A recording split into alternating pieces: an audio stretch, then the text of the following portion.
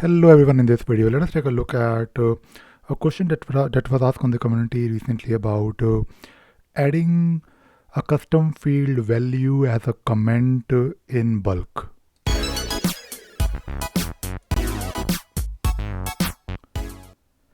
So I was looking at this question today asked by Rajiv Ranjan, and Rajiv is asking about add custom field value to comment in bulk. And he is basically saying here that I wanted to add the existing custom field value into a comment in bulk. So what I believe he's trying to do is he's trying to copy the value from a custom field and add it as a comment for multiple issues. And for doing this, you basically need to do few things. And by the way, this is not a difficult thing to do. You can do it very easily with the script runner. He mentioned that he is using script runner. So first of all, you need to create a filter for those issues that you want to work on. Then you can use a script runner to loop over those issues. So you can take a look at this link that I shared here, where I talked about how to perform a JQuery search in script runner for Jira. So basically, it's very simple. You just need to use any JQuery query. It could be a filter, and then you need to loop over it. And whenever you're looping over issues, then of course you can do something individually for those issues one by one. And the second thing, or rather the third thing that you need to do is you need to then fetch the custom field value. And to fetch a custom field value, it is very simple. I've made a lot of videos on a script runner where you can search for a video where I talked about how to basically fetch a value from a custom field. And once you fetch the value of a custom field, then you need to of course add a comment based on that particular value.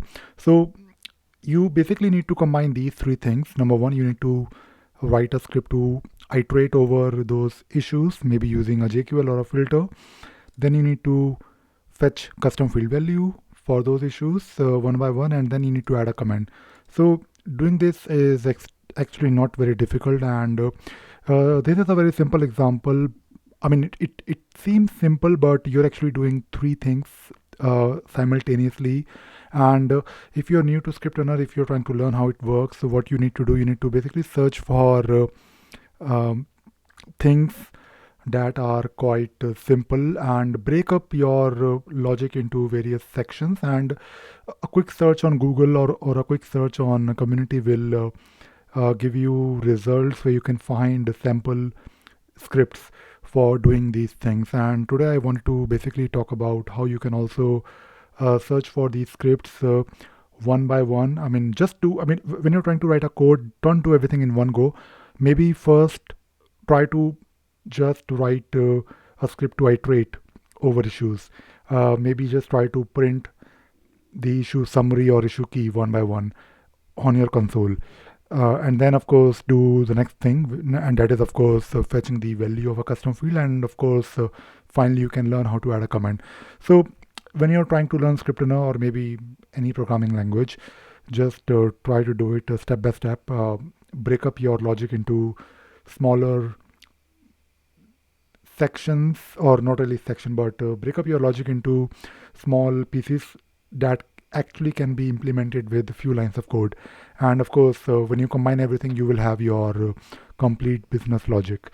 So I hope your requirement is I really wish you best with this requirement. And usually I try to give reference to these links. In my answer to Rajiv, I have actually given him some links so he can take a look at those links, but I really wish that he can use those links and write code easily. So I hope you found this video useful and you learned something new today. Thank you very much.